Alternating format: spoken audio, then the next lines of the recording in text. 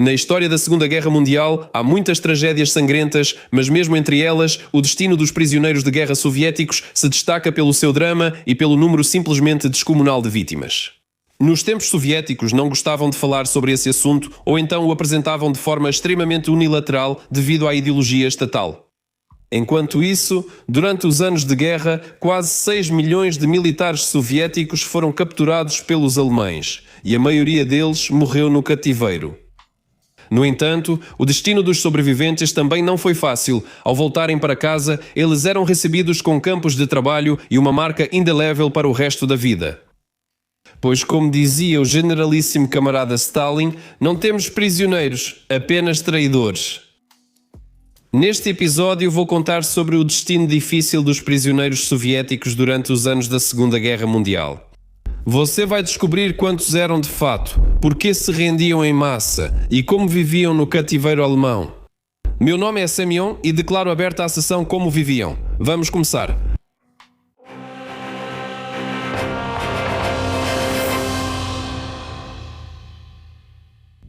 Por que tantos soldados do Exército Vermelho se rendiam? Legendas criadas por Dima Torzok. No início deste vídeo foi mencionado o número de 6 milhões de prisioneiros de guerra soviéticos, mas na verdade ninguém sabe ao certo quantos foram. Fontes estrangeiras apresentam números que variam de 5,2 a 5,9 milhões de pessoas.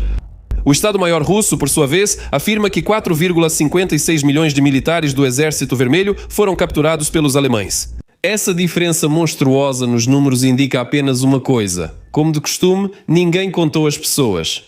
E o mais triste é que, muito provavelmente, nunca saberemos o número exato dos que foram capturados e morreram lá. Voltaram para casa do cativeiro alemão, assim como do finlandês, romeno e húngaro, 1.836.000 pessoas.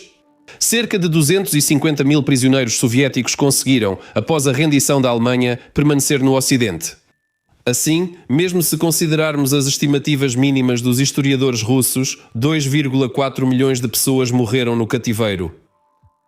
Números simplesmente colossais. O maior número de militares soviéticos foi capturado em 1941. Segundo dados alemães, esse número chegou a 3.800.000 pessoas. Só no cerco de Kiev, os hitleristas capturaram mais de 600 mil soldados e oficiais soviéticos. E além do cerco de Kiev, ainda houve os bolsões na Bielorrússia, as catástrofes em Vyazma e Smolensk. E o ano seguinte, 1942, também não foi muito bem sucedido para o Exército Vermelho. No cerco de Kharkov, mais de 240 mil soldados do Exército Vermelho foram capturados. Por que os soldados soviéticos se rendiam em massa? A escala de rendição dos militares soviéticos no início da guerra foi simplesmente sem precedentes, e isso nunca havia acontecido antes na história militar mundial. Regimentos inteiros do Exército Vermelho passavam para o lado do inimigo, junto com oficiais e comandantes. Por que isso acontecia? Aqui podemos citar várias razões. Fica claro que o Exército Vermelho e a liderança soviética estavam totalmente despreparados para o ataque alemão e uma grande guerra contra um adversário forte. Mesmo tendo uma população muito maior e superando os adversários em tanques, aviação e artilharia, as tropas soviéticas, devido à má gestão, eram repetidamente cercadas e se rendiam. Antes da guerra, o Exército Vermelho passou por expurgos rigorosos que afetaram não apenas o alto comando, mas também os oficiais de nível médio. Assim, muitos generais e comandantes competentes foram fuzilados ou mandados para campos, enfraquecendo o Exército Vermelho. O baixo preparo dos oficiais soviéticos ficou evidente na Guerra de Inverno contra os finlandeses. E aqui eles tiveram que enfrentar um adversário muito mais sério. As repressões criaram uma atmosfera de medo e insegurança no exército, fazendo com que os comandantes vermelhos deixassem de tomar iniciativas no campo de batalha por muito tempo. No entanto, vejo outra razão como principal para a rendição em massa dos soldados soviéticos. Eles simplesmente não queriam lutar por um governo que atormentou o país por 20 anos. O terror vermelho, a terrível coletivização, a fome, as repressões dos anos 30, tudo isso aconteceu literalmente durante a vida de uma geração, em apenas 20 anos. Os camponeses, que eram a base do Exército Vermelho, foram os que mais sofreram com o poder soviético. A situação deles na URSS pouco diferia da condição dos escravos na Roma Antiga. Não é de se surpreender que muitos soldados do Exército Vermelho vissem nos alemães não inimigos, mas quase libertadores. Os moradores dos territórios recém-libertados, Ucrânia Ocidental, Bielorrússia e países bálticos, que por 2 anos vivenciaram o poder soviético, não queriam lutar por Stalin. Todos esses fatores se somaram e levaram a uma verdadeira catástrofe, como resultado da qual milhões de soldados e oficiais soviéticos acabaram prisioneiros. No outono, os alemães chegaram à capital soviética. O terrível inverno de 1941? Goda. Já no final de 1941, os hitleristas haviam capturado 500 mil a mais de militares soviéticos do que o número total de soldados da própria Wehrmacht na frente oriental.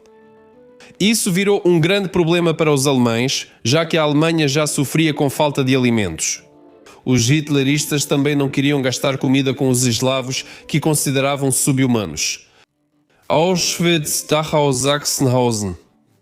Hoje, esses nomes sinistros são conhecidos em todo o mundo, porém, nos territórios ocupados da URSS existiam centenas de campos de concentração nazistas onde eram cometidos crimes não menos terríveis e onde milhões de cidadãos soviéticos foram mortos, principalmente prisioneiros de guerra. Primeiro, os alemães faziam a triagem dos prisioneiros. Os judeus e comissários eram fuzilados no local, enquanto os demais eram enviados para os campos de concentração recém-criados. A maioria deles ficava na Ucrânia, mais de 180. Os prisioneiros eram forçados a marchas exaustivas, às vezes de 50 a 60 km por dia. Aqueles que não aguentavam esse ritmo eram executados. Por exemplo, a caminho de um dos campos na região de Lugansk, dos 5.000 prisioneiros de guerra, 150 foram fuzilados. Durante o trajeto, os prisioneiros não recebiam comida, então comiam de tudo: frutas silvestres, espigas de trigo, cogumelos, folhas, casca de árvore e até mesmo capim. Os campos para prisioneiros soviéticos em 1941 eram muito diferentes dos campos de extermínio nazistas, bem conhecidos por nós através de filmes e cinejornais. Neles não havia construções permanentes, crematórios nem câmaras de gás. Frequentemente, os nazistas simplesmente cercavam uma área com arame farpado, instalavam torres de vigilância e empurravam os prisioneiros para dentro. Pedreiras eram frequentemente usadas para esses fins. Além dos prisioneiros de guerra, nesses campos também mantinham judeus e ciganos, mas a maioria era composta por ex-militares. Nesses campos, as pessoas morriam em massa de fome, fuzilamentos, doenças e condições insuportáveis de detenção. Por exemplo, no fosso de Uman, os prisioneiros ficavam ao ar livre, sem nenhuma possibilidade de se proteger do calor, do vento ou da chuva. Na verdade, o local onde os prisioneiros eram mantidos tornou-se uma enorme vala comum. Havia tantos mortos que ninguém prestava atenção a eles. Os prisioneiros podiam ficar sem comida ou recebiam uma quantidade mínima, insuficiente para suas necessidades fisiológicas. Por exemplo, no tristemente famoso campo de Bagúnia, em Jitomir, cada prisioneiro tinha direito a 100 gramas de painço e meio litro de água por dia. Nesse campo, mais de 100 mil prisioneiros de guerra morreram. No campo de Darnitsa, os prisioneiros recebiam folhas de beterraba sacarina. O número de vítimas também era de centenas de milhares. Os soldados alemães tratavam prisioneiros soviéticos com extrema crueldade. A principal razão era a propaganda hitlerista, que falava sobre a inferioridade dos eslavos e incitava diretamente os soldados da Wehrmacht a matar prisioneiros. Qualquer infração no campo era punida com fuzilamento. Você podia levar um tiro até por olhar de lado para o guarda. Só por diversão. Não é de se surpreender que, devido a essas condições desumanas, a maioria dos prisioneiros soviéticos capturados pelo exército alemão em 1941 não tenha sobrevivido até a primavera do ano seguinte. E aqui vale dizer que isso foi um erro estratégico dos hitleristas. Se em 1941 muitos soldados do Exército Vermelho se rendiam em massa e muitos viam os alemães como libertadores, agora essas ilusões haviam-se dissipado. Menos pessoas estavam dispostas a se render, enquanto a resistência dos soldados soviéticos na linha de frente aumentava diariamente. E se os alemães tivessem agido de forma um pouco diferente, poderiam facilmente ter conseguido milhões de combatentes motivados que teriam ido com alegria lutar contra o regime comunista. E dificilmente, nesse caso, Stalin e sua gangue teriam sobrevivido ao ano de 1941, Essa foi provavelmente a única chance de Hitler vencer a Segunda Guerra Mundial, mas o fanático tolo e limitado perdeu essa oportunidade. Prisioneiros de guerra soviéticos em campos de concentração alemães. A partir de 1942, os prisioneiros soviéticos começaram a ser levados com mais frequência para campos de concentração na Alemanha e na Europa Oriental. A razão foi a grave escassez de mão de obra no Terceiro Reich. Talvez tenha sido isso que salvou os prisioneiros soviéticos da aniquilação total. Nos campos europeus, prisioneiros soviéticos enfrentavam condições bem piores que militares de outros países. O motivo era simples. A União Soviética nunca assinou a Convenção de Haia e não aderiu à Convenção de Genebra, que regulavam o status jurídico dos prisioneiros de guerra e as condições de sua detenção. Isso deu aos alemães um pretexto formal para não tratar os prisioneiros soviéticos como militares. A discriminação se manifestava literalmente em tudo. Os prisioneiros soviéticos eram forçados aos trabalhos mais pesados, eles eram mal alimentados e não recebiam roupas de inverno. Além disso, as ações da Cruz Vermelha Internacional não se aplicavam aos prisioneiros soviéticos. No entanto, o maior problema e a principal causa da alta mortalidade entre os militares era a falta de alimentação. Por exemplo, no campo de Hammerstein, os prisioneiros recebiam por dia 200 gramas de pão, café substituto e uma sopa rala de legumes. O valor nutritivo dessa dieta não ultrapassava 1000 calorias. Isso é pouco até mesmo para uma pessoa que fica deitada sem se mexer e os prisioneiros ainda tinham que trabalhar. O pão para os prisioneiros tinha a seguinte composição: 50% de farelo de centeio, 20% de beterraba, 20% de celulose e 10% de palha. Os alemães chamavam esse pão de pão russo. Prisioneiros designados para trabalhos ganhavam ração extra, mas ainda assim economizava-se o máximo possível. Por exemplo, em uma das ordens do diretor do conglomerado alemão IG Farben Industrie, dizia-se que o aumento da produtividade dos prisioneiros de guerra poderia ser alcançado reduzindo a ração de alimentos. É claro que essas condições levavam a uma alta mortalidade entre os prisioneiros de guerra. Só na Polónia, mais de 800 mil prisioneiros da URSS foram enterrados. E não era só a fome e as doenças que matavam os prisioneiros. Os detentos eram submetidos aos experimentos mais desumanos. Por exemplo, o tristemente famoso gás Zyklon B foi testado pela primeira vez justamente em prisioneiros de guerra soviéticos. No campo de concentração de Dachau, médicos alemães faziam experimentos com prisioneiros de guerra para estudar os efeitos da hipotermia e do congelamento, além de testar a influência de grandes altitudes no corpo humano. Em prisioneiros soviéticos, testavam novos medicamentos, determinavam o tempo de sobrevivência sem água e comida e realizavam operações cirúrgicas experimentais. Eles recebiam injeções de substâncias tóxicas e venenos. Se falarmos sobre o número de vítimas desses experimentos, ele é relativamente pequeno. Esses experimentos revelam claramente a real atitude dos nazistas diante dos prisioneiros soviéticos. Eles não eram vistos como seres humanos. O que esperava os prisioneiros de guerra soviéticos em casa? O cativeiro é uma provação dura para qualquer pessoa. No entanto, o sofrimento dos prisioneiros de guerra soviéticos não terminava nem mesmo após o retorno à pátria. Afinal, eles imediatamente caíam sob suspeita de traição ao Estado e com isso não se brincava na URSS. Além disso, até mesmo uma breve permanência de um cidadão soviético atrás das linhas inimigas despertava o interesse dos órgãos competentes, o que poderia terminar de forma trágica para ele, e não só para ele. Em todos os formulários de pessoal da URSS, mesmo décadas após a guerra, havia uma pergunta: seus parentes estiveram em território ocupado? Uma resposta afirmativa a essa pergunta criava sérios problemas para a pessoa.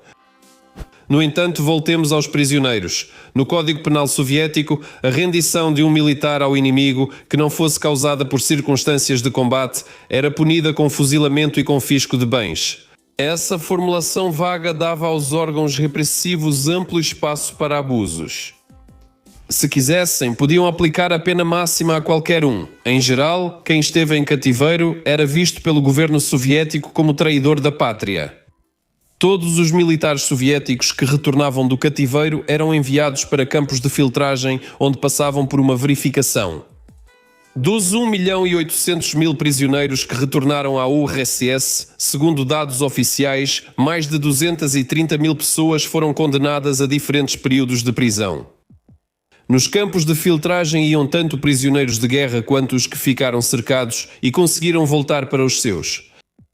Eles ficavam lá na condição de prisioneiros, sob guarda e atrás de arame farpado, chegavam até a ser levados para trabalhos forçados. As condições de detenção eram tais que muitos milhares de pessoas morreram nesses campos. Para os ex-prisioneiros, ainda durante a guerra, foram formados batalhões de assalto especiais que na prática não se diferenciavam em nada dos batalhões penais. É verdade que a permanência neles era limitada a 2 meses, mas sair de lá com vida era simplesmente impossível. Ou seja, as pessoas eram enviadas para a morte certa só por terem estado em cativeiro. Até o final dos anos 50, ter estado em cativeiro fechava o caminho para profissões mais ou menos prestigiadas, acabava com qualquer carreira. Só na era Khrushchev os prisioneiros pararam de ser repreendidos pelo passado. Prisioneiros a serviço do Terceiro Reich. Segundo estimativas de historiadores, durante a guerra, de 1.240.000 a 1,5 milhão de cidadãos soviéticos lutaram pelo regime de Hitler. Entre eles havia muitos prisioneiros militares que colaboraram com o inimigo por diversos motivos.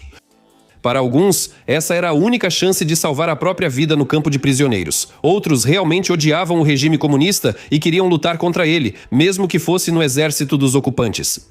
Pesquisadores divergem nos números, mas fica claro que são centenas de milhares de pessoas. Os alemães geralmente usavam as unidades formadas por ex-cidadãos soviéticos para serviços de guarda e vigilância. Frequentemente, eles participavam de operações punitivas contra os partisanos e a população civil. Após o fim da guerra, todos os colaboracionistas que conseguiram encontrar receberam longas penas de prisão. Muitos deles foram executados. Em vez de epílogo, os prisioneiros de guerra soviéticos são um dos temas mais trágicos da Segunda Guerra Mundial. Não se trata só do grande número de vítimas, mas também da postura do Estado em relação aos cidadãos que sobreviveram ao cativeiro.